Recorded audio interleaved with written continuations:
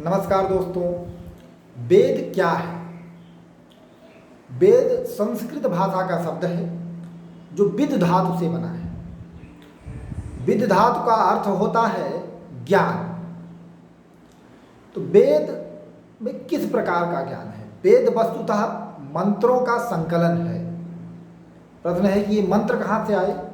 इन मंत्रों को ऋषियों ने साक्षात ज्ञान प्राप्त किया, साक्षात उसका अनुभव किया है। तो जो ऋषियों ने साक्षात अनुभव किया उन मंत्रों का संकलन ही वेद है। अगर अब हम बात करें वेदों की संख्या की, तो सामान्यतः वेदों की संख्या 4 स्वीकार की जाती है: ऋग्वेद, सामवेद, यजुर्वेद और अथर्ववेद।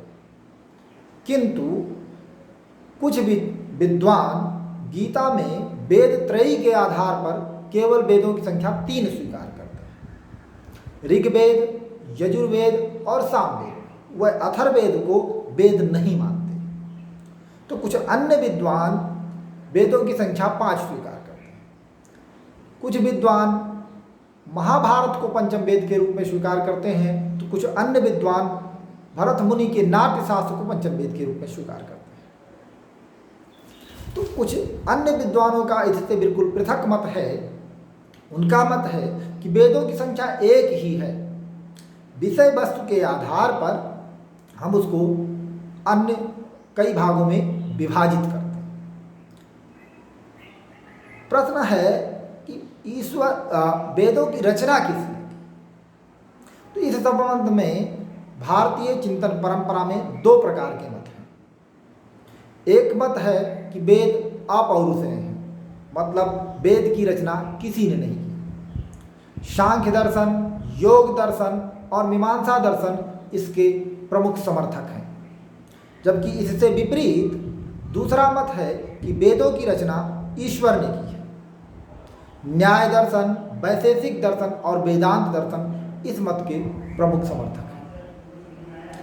वेदों की रचना किसी ने भी की हो, या वो पौरुषेय हो या वो अपौरुषेय हो, लेकिन ये इस बात पर सभी लगभग सहमत हैं कि वेद के जो मंत्र हैं उसको ऋषियों ने साक्षात ज्ञान प्राप्त किया है।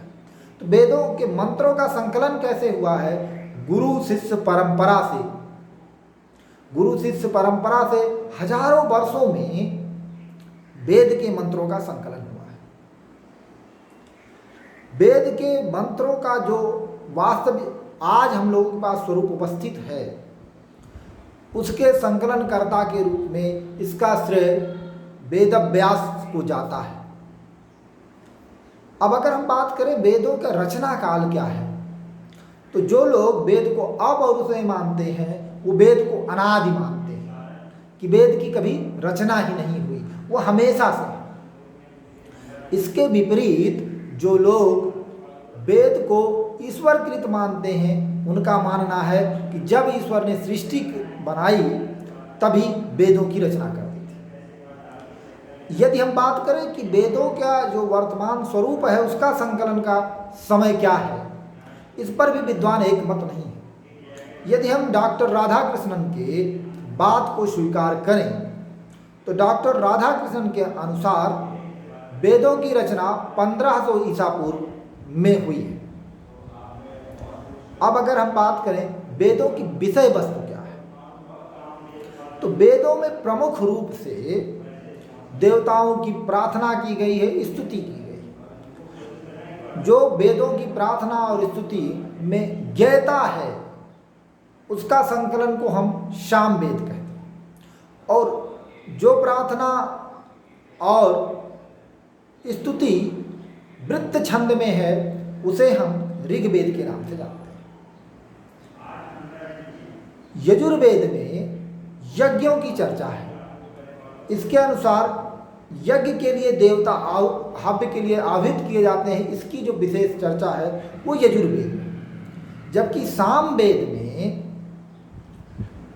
जो सामवेद का प्रमुख विषय है वह विषय है भौतिक जीवन से संबंधित, भौतिक आकांक्षाओं से संबंधित, जैसे संतान की प्राप्ति, शत्रु का नाश, और तमाम प्रकार के तंत्र विद्याओं और यंत्रों की चर्चा हमको अथर्ववेद में मिलती है।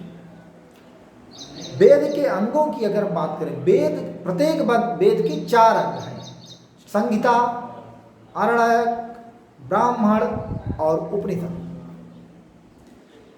तो जो संहिता है उसमें देवताओं की स्तुति प्रार्थना की गई, जबकि ब्राह्मणों में यज्ञ विधान की चर्चा है।